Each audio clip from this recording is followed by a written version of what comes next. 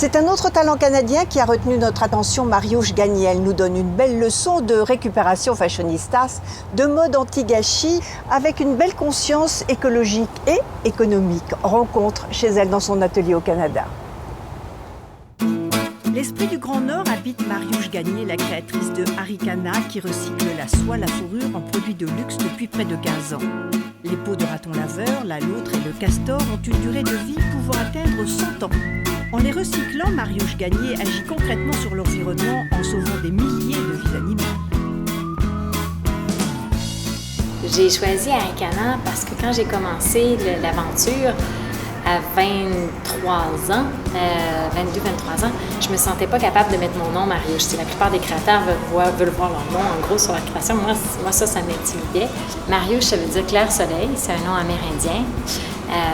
Donc, j'ai voulu choisir un nom qui avait une saveur un peu canadienne. Et Arikana, c'est la plus longue rivière au Québec. Mais tout mon amour pour la nature, le fait que j'ai été élevée à la campagne, que j'ai fait des voyages dans le Grand Nord, je pense que ça a fait que j'ai mieux compris que finalement, la fourrure, si c'est fait avec excès, c'est épouvantable.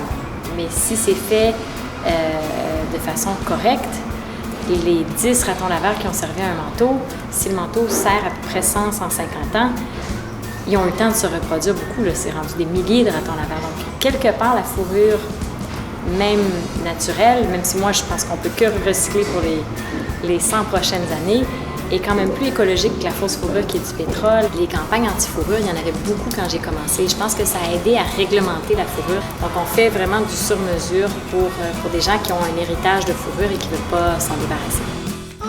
Inspiré par l'art inuit, ces créations sont fabriquées à la main au Canada. On a plusieurs façons de s'approvisionner. On a inventé une drôle de façon de le faire. C'est qu'on troque, comme dans le bon vieux temps, on a imprimé des dollars Arikana et on échange avec les gens. Et selon la sorte de fourrure, on leur donne plus ou moins de dollars Arikana qu'ils peuvent redépenser dans nos 3 magasins. Puis tout ce que les friperies n'ont pas vendu, ça s'en va dans des centres de tri. Donc ça, on les achète au poids. On achète une très grosse quantité. On recycle de 3 à 6 000 manteaux par année. C'est beaucoup du vison. En général, même à l'époque, c'était déjà des visons d'élevage.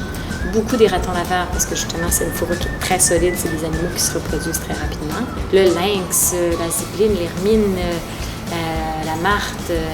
Vraiment, je trouve de tout. Où chaque pièce qui est créée, on doit trouver d'abord la matière. Trouver le cuir, trouver la fourrure, trouver la soie. Donc, c'est extrêmement long. Donc, il y a toute une recherche de matières premières qui se fait. Après, il y a tout le nettoyage qui se fait.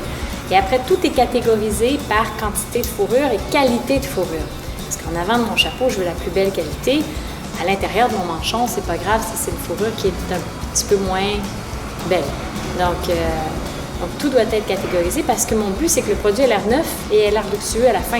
On a un petit atelier pour faire de la recherche et développement, donc pour passer à travers toutes mes idées farfelues, pour aussi faire du sur-mesure, faire des petites réparations et tester des choses. Et puis après, tous les produits, une fois qu'on sait un peu où on s'en va, on les donne à des ateliers beaucoup plus spécialisés, qui ont plus de machinerie, qui ont plus d'expérience.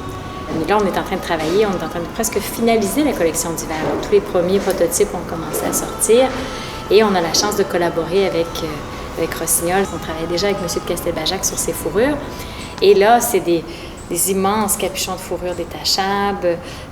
On a vraiment intégré tout l'univers de Rossignol qui est très, très beau, très pur, très français, avec un petit peu de côté sauvage Arikana. J'ai imaginé une histoire d'amour entre une skieuse française, on ne sait pas laquelle encore, là, une championne de ski qui déciderait d'aller faire du ski extrême sur les icebergs dans le Grand Nord et qui tombera en amour avec un Inuit et qui s'échangeraient leurs vêtements.